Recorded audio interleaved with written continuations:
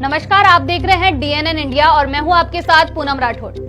DNN India के इस खास एपिसोड विवेचना यानी किसी विषय के सभी पक्षों को तोलकर और तथ्यों और वास्तविकता को ध्यान में रखते हुए आज हम चर्चा करेंगे सामाजिक वर्जनाओं को तोड़ नशा, हिंसा और गाली गलौज को ग्लैमराइज कर रहे वेब सीरीज की। OTT प्लेटफॉर्म बेलगाम है, इनके कंटेंट पर किसी का नियंत्रण नहीं। ज्यादा दर्शक बटोरने के लिए ये प्लेटफॉर्म नशा, हिंसा और गाली गलौज को ग्लैमर के रूप में परोस रहे हैं। इसका असर हमारे आसपास हत्या, अपहरण, नशा और यौन अपराध के रूप में सामने आ रहा है।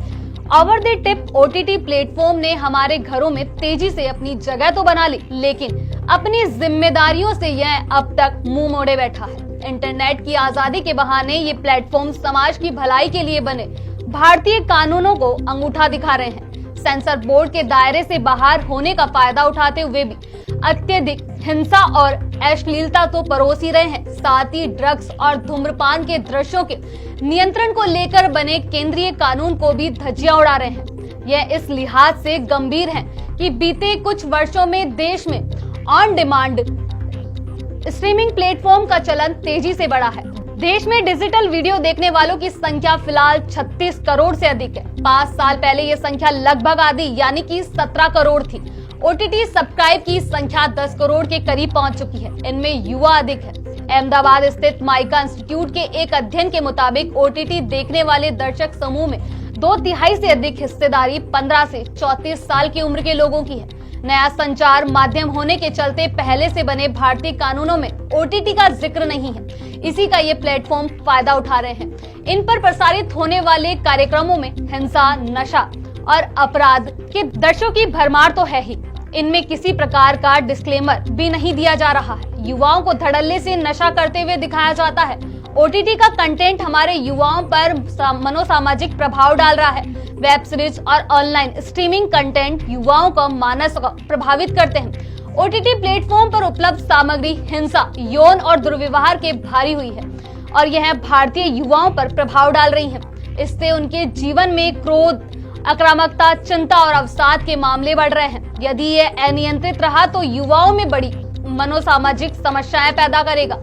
सुप्रीम कोर्ट के वकील विराग गुप्ता कहते हैं, कोटप्पा कानून के दायरे में फिल्म, टीवी और विज्ञापन आदि सभी आते हैं। इसमें OTT के लिए कोई छूट का प्रावधान नहीं है। कुछ लोग अभिव्यक्ति की आजादी के नाम पर OTT के कोटप्पा जैसे कानून के दायरे से बाहर रखने की बात करते हैं, लेकिन संविधान के अनुच्छेद 19(2) के तहत अभिव्यक्ति की आजादी के नाम पर किसी कानून का उल्लंघन नहीं किया जा सकता।